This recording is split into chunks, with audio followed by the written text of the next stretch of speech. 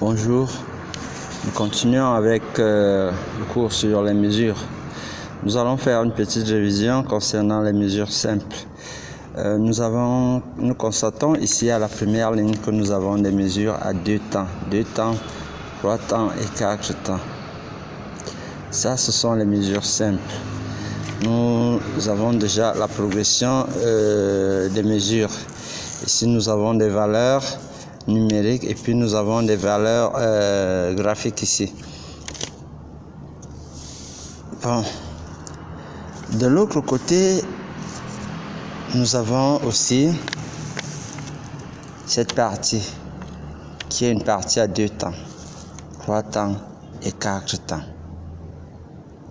Nous allons comparer les mesures simples avec les mesures composées. Voici le tableau des mesures composées. Ici, nous avons 2 temps ici. Nous avons 3 temps et nous avons 4 temps. Ça, c'est pour les mesures composées. Et maintenant, ici, nous avons des valeurs numériques. Oui, la dernière fois, je disais que j'avais oublié, j'avais un problème de calcul, donc c'était 96. 48 multiplié par 2, ça faisait 96 pour trouver le montant ici. Bon, maintenant, nous avons ici des valeurs. Mais, on nous a dit que ces valeurs-ci ne sont pas divisibles par 2. Elles sont plutôt divisibles par 3. Elles sont divisibles par 3. C'est pourquoi je vais donc vous faire un petit cours. Nous avons ici la ronde. La ronde ici est égale à 2 blanches. Maintenant, elle est égale à 2 blanches dans les mesures simples. Maintenant, comment est-ce qu'on peut avoir la valeur de l'unité ici dans les mesures composées? Nous allons juste faire ceci. Nous allons prendre la blanche.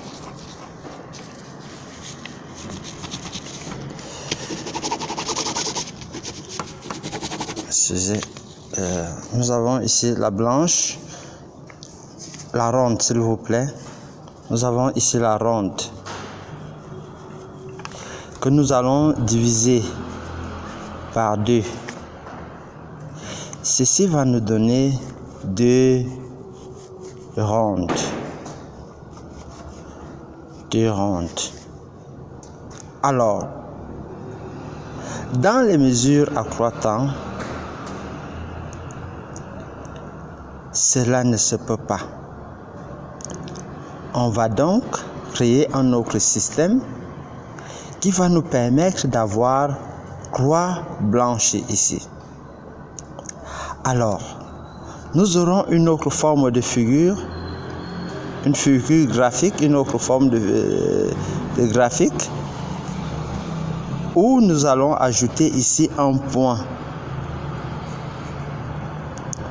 Ce point signifie qu'on va ajouter de la moitié cette note graphique.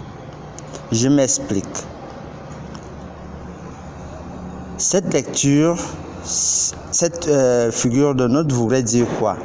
Que nous aurons ici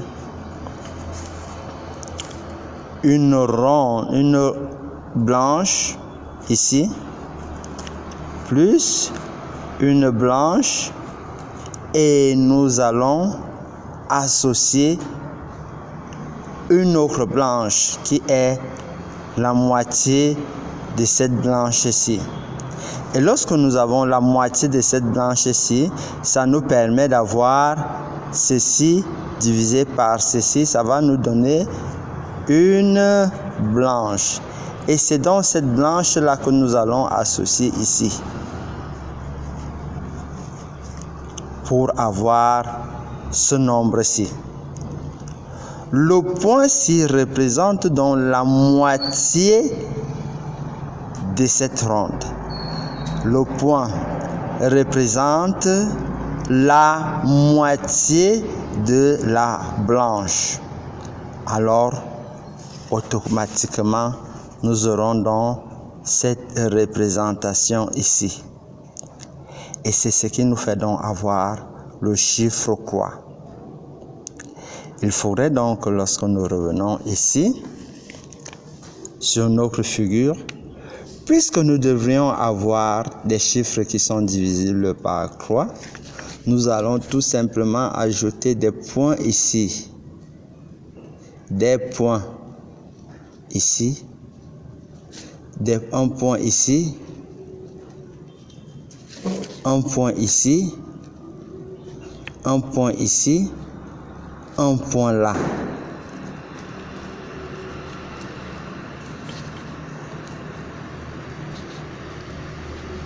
Cela signifie qu'on l'a augmenté de sa moitié. C'est donc ce qui est bon à connaître. Merci.